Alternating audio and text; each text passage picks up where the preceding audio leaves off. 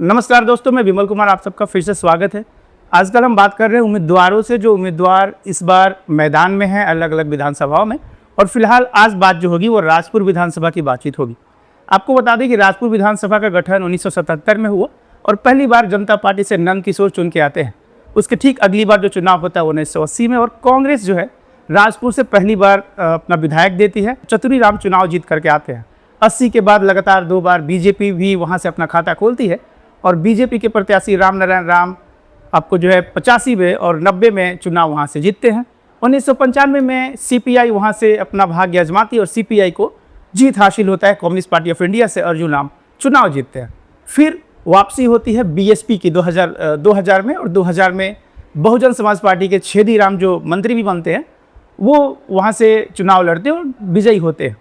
2005 में जेडीयू की शुरुआत होती है और जेडीयू 2005 चुनाव जीतती है, 2010 चुनाव जीतती है और 2015 चुनाव जीतती है। अंतर यही था कि 2005 में वहाँ से स्वर्गीय श्याम प्यारी देवी को टिकट मिलता है, लेकिन उसके बाद जो 10 और 15 है वहाँ से संतोष निराला को टिकट मिलता है। संतोष निराला वहाँ से 2 बार लगातार विधायक रहते हैं। उन्हें मंत्री का भी पद दिया जाता है, उन्हें परिवहन मंत्री बनाया जाता है। लेकिन जब चुनाव 2020 का हुआ तो संतोष निराला हार जाते हैं कांग्रेस के विधायक से।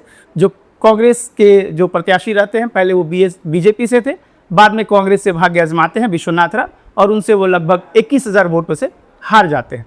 फिर 5 साल बाद जो 2025 का चुनाव इस बार चल रहा है, और इस बार वहाँ से सभी लोग मैदान में, हम कह दें जेडीयू से वही है जो संतोष निराला 2 बार पहले विधायक रहे हैं, 1 बार मंत्री रहे हैं, और विश्वनाथ राम जो पिछली बार जीते हैं, उन्हें महागठबंधन ने अपना प्रत्याशी बनाया है। अगर बहुजन समाज पार्टी की बात कर ले तो बहुजन समाज पार्टी भी अपना ताकत दिखाती है राजपुर क्षेत्र में, और वहाँ से इस बार लालजी राम मैदान में है। जनसुराज एक नई शक्ति है, उसके प्रत्याशी भी वहाँ मैदान में है। तो कुल मिलाकर के राजपुर का यही गणित है। और आज हम वहाँ के उम्मीदवारों की लिस्ट में सबसे पहले बातचीत करने जा रहे हैं पूर्व मंत्री संतोष निराला जी से। सर, आपका बहुत बहुत धन्यवाद समय देने के लिए। धन्यवाद आपको भी। सर, आप 2 बार वहाँ से विधायक रहे हैं। पिछली बार एक चूक हुई और फिर आप लोग जो है मतलब उस बार मौका आपको नहीं मिलता है सदन में जाने का। इस बार आप लड़ाई में हैं और लगातार कैंपेन कर रहे हैं। कैसा चल रहा है आपका तैयारी सब? हम लोग का तैयारी देखिए, आप राजपुर विधानसभा के सारे साथी, हमारे एनडीए के सभी पार्टी के पदाधिकारी, सभी लोगों को मालूम है, जनता को मालूम है, हम लोग का लगातार तैयारी चलते रहता है। चुनाव हो तब, चुनाव नहीं हो तब, संगठन का काम हो, जनता के दुख सुख का काम हो, हम लोग तैयारी करते ही रहते हैं। आज चुनाव है, लेकिन लंबे समय से हम जनता के बीच में ही रहते हैं, तो ये चुनाव मेरे लिए बहुत हल्का है। मैं हल्का महसूस कर रहा हूँ, और इसीलिए हल्का महसूस कर रहा हूँ कि मैं लगातार जनता के बीच में रहता। लेकिन एक प्रक्रिया है, लोगों का, नेताओं का कैंपेन है, लोग आएंगे, भाषण देंगे, सरकार के, एनडीए के, नीतीश कुमार जी के नीतियों को आम जनता तक, लोगों तक पहुंचाएंगे। वो प्रक्रिया है, लेकिन हम लोग तो बराबर इस काम को करते रहे हैं।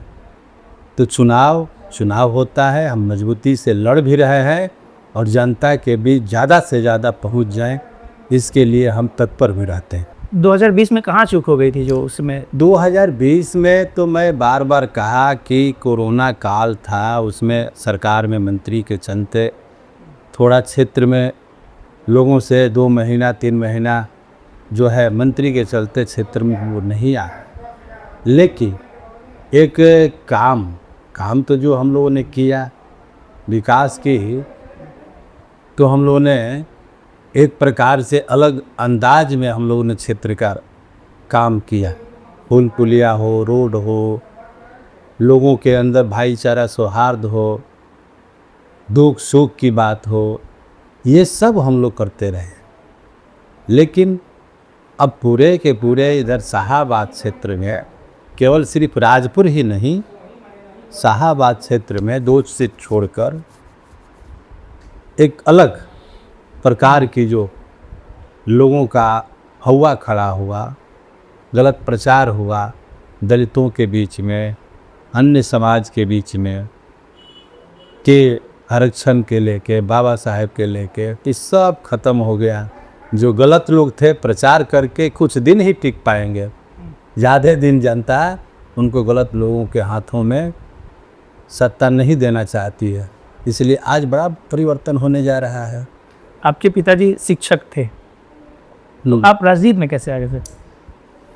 देखिए, राजनीति में तो हम स्टूडेंट पीरियड से ही हैं और छात्र युवा की राजनीति में थे और उस समय हम लोग जुड़े, बसपा से जुड़े और कांसी राम साहब हमारे आराध्य थे, गुरु थे। उन्होंने इनसे हमने बहुत कुछ सीखा राजनीति में और उसके बीच में हम लोग समाज में चलते गए, लोगों को जोड़ते गए।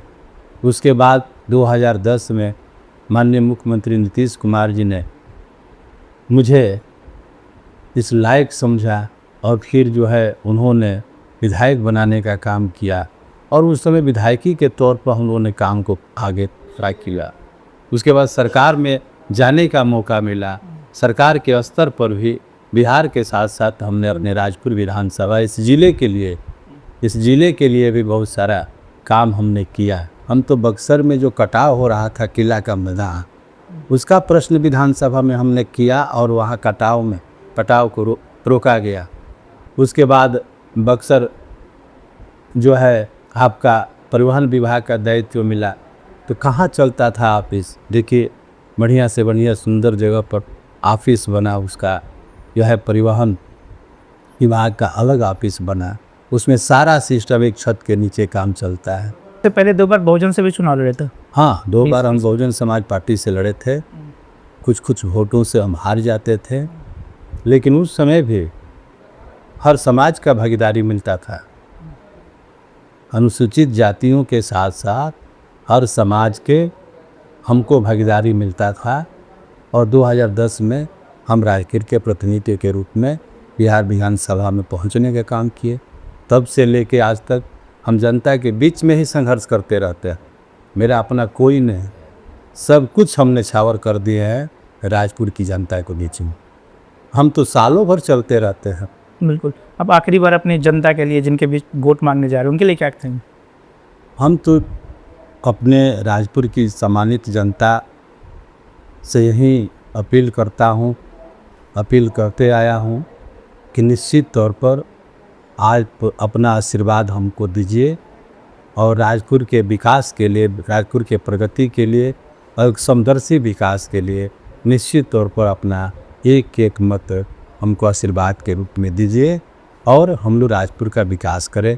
धनसोई की जो जनता है वो हमेशा एक मुद्दे पे बातचीत करते रहती है, चाहे वो आप रहें तब भी और दूसरे विधायक रहें तब भी। वो लोग चाहते हैं कि धनसोई को ब्लॉक बनाया जाए। ये कितना बड़ा इशू है? ब्लॉक बनेगा और धनसोई की जनता से और हमारे ही लोग हैं, हमारे क्षेत्र की जनता है, बराबर हमने वकालत किया है और सरकार के स्तर पर 65 ब्लॉक जो नए सृजन करने हैं उसमें हमने बराबर कहा कि प्रथम प्राथमिकता के सूची में धनसोई प्रखंड है और जब भी होगा बिहार में तो ये सर्वप्रथम यही होगा। अब उस पर राजनीति करना,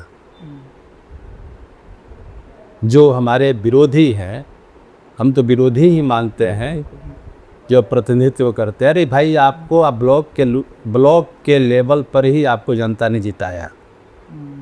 जहाँ पुल नहीं बने थे उसी के बदौलत ही आपने आश्वासन दिया, जनता से एग्रीमेंट किया, वही लोगों ने आपको वोट दे के जिताया।